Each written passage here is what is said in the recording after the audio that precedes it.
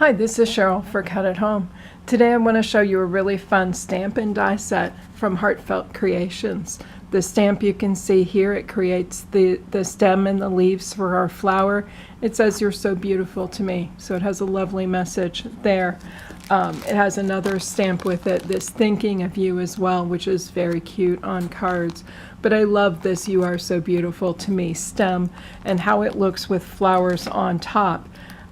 The flower that you see here is from the die that I'm featuring today, also by Heartfelt Creations, called Sweet Juliet. The flowers can be built using them flat, as you see here, using them bent over, as you see represented here, or a combination of the two. There's a lot of fun things you can do with that particular die and the flowers that you can make. I also want to show you an example of a card made using hearts instead of the die. So these happen to be Mayart satin ribbon hearts, but you could also use punched hearts or die cut hearts or something like that to create the flowers as well. Again, a lot of options, a really fun set. The die itself, this is how the flower cuts out. It's fairly easy to assemble. We're going to start with a brad. And just pick up all these various arms one at a time. You have to kind of work slowly through here, and this is the point where it seems like it has 23 million arms. It is helpful if before you start, and I did this before off camera, to just sort of curl these up a little bit, get them started with the notion that they need to curl. Got to watch your little brad there, it likes to spring out. But again, we're going to put each one of those onto the brad, and then finally, once all the arms are attached, we'll go through the center hole to create the dimensional flower.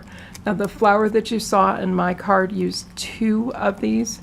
I'm just going to show you one here in the interest of time. Again, I'm going to push the brad now through that center opening, trying to straighten out the little arms as I go. They're not being very cooperative for me this morning. I rarely have this kind of trouble. But again, you just need to push those into alignment. Easier to do once you get the brad in, and just sort of loosely bend those a little bit so that you can adjust the flower. Again, everything comes into place. It's just a matter of gently pulling it to where you want it to be. Remember, it's paper, you're in charge, so you just have to give it those firm but gentle commands. Gentle because you don't want to rip it. And again, if I was finished with this flower at this point, then I would go back through to the back brad and I would tighten it up. This is what the flower looks like with only one of the sets of petals. And again, this is the flower with both sets of petals intact. So a very simple flower to assemble. That's really all it takes.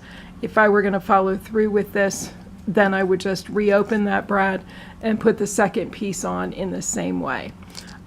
Super simple, but very cute flower, regardless of how you do it.